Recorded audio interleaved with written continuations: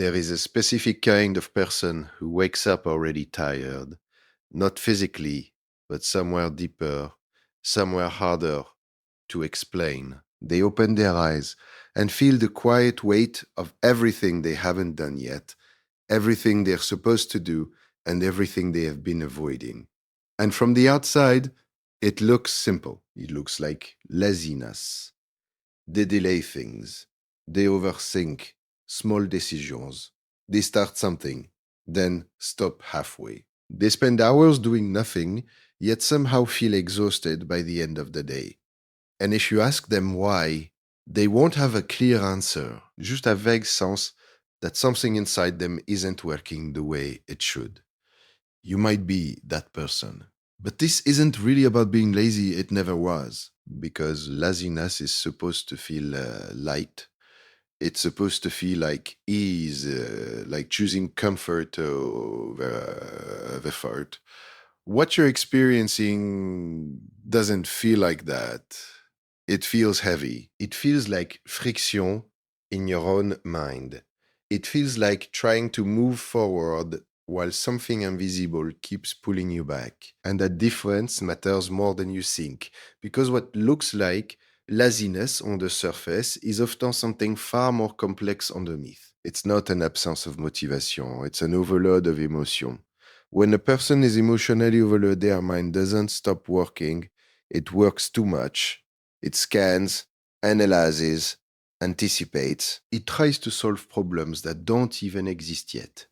It replays conversation, imagines outcomes, questions decisions, and quietly builds pressure inside the system. And eventually, that system slows down, not because it's broken, but because it's overwhelmed. There's a concept in psychology called cognitive load. It refers to the amount of mental effort being used in the working memory at any given time. When that load becomes too heavy, the brain doesn't respond by pushing harder, it responds by conserving energy. It delays, it avoids, it shuts down non essential actions. From the outside, that looks like procrastination, but internally it's closer to survival because your brain isn't asking, how can I be more productive? It's asking, how do I protect myself from collapsing under this weight?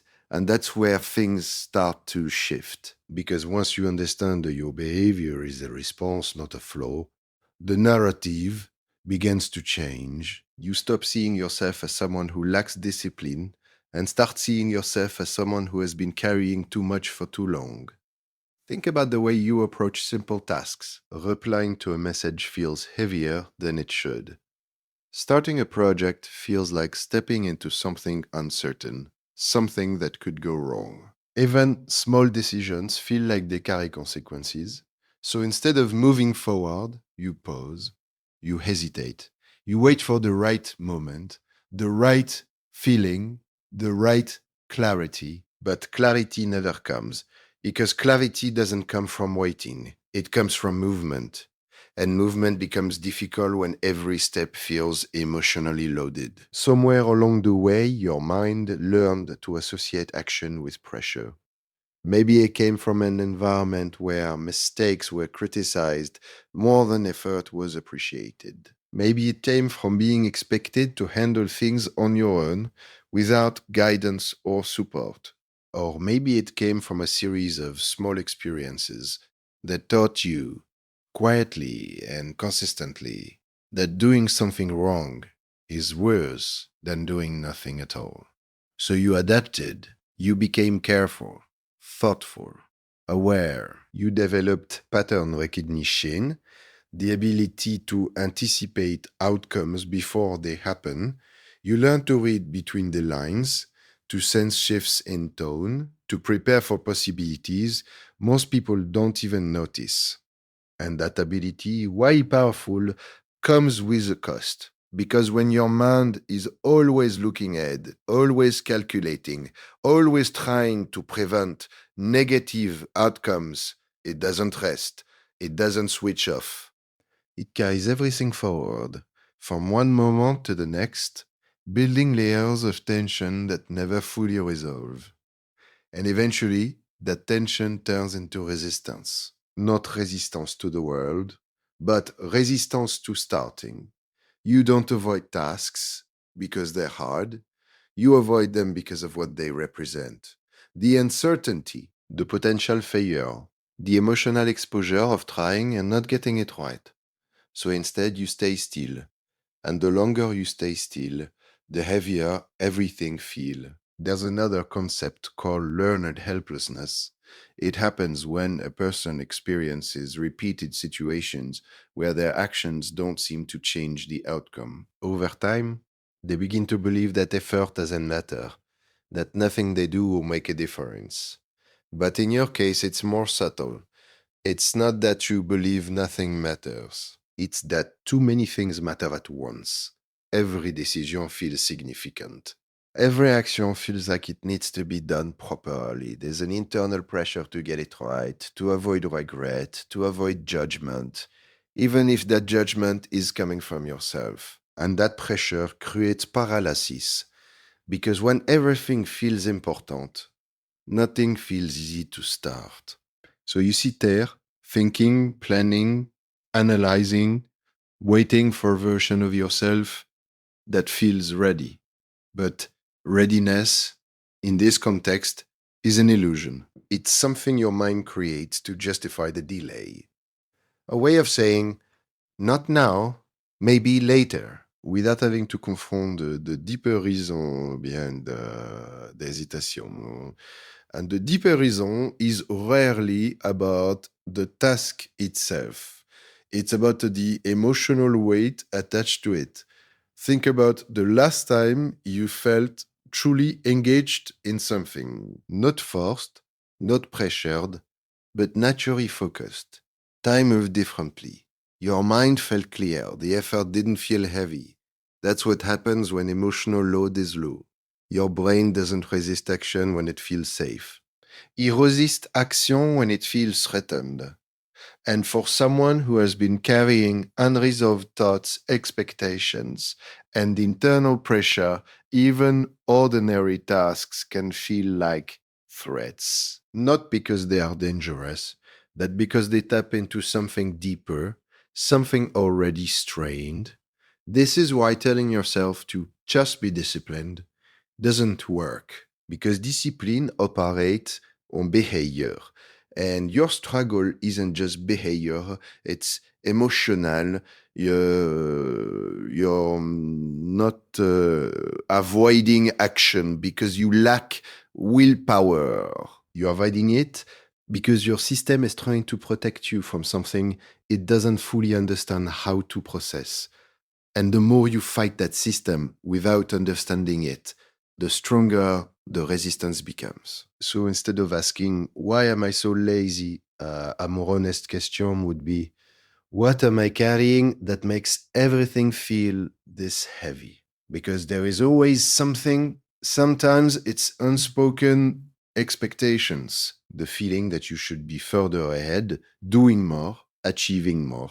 Sometimes it's comparison, the quiet observation of other people moving forward while you feel stuck. Sometimes it's unresolved emotions, things you never fully processed, but still affect the way you respond to the present. And sometimes it's just the accumulation of everything, days, weeks, even years of thinking without releasing, of holding yourself to standards you never consciously chose, of trying.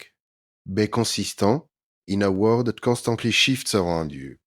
That kind of pressure doesn't disappear on its own. It settles. It builds.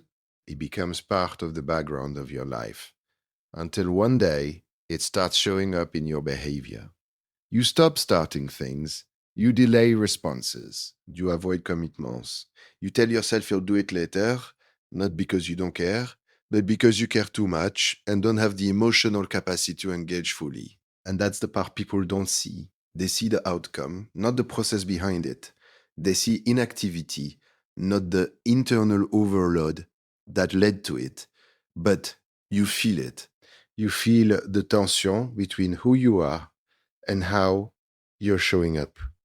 You feel the gap between intention and action.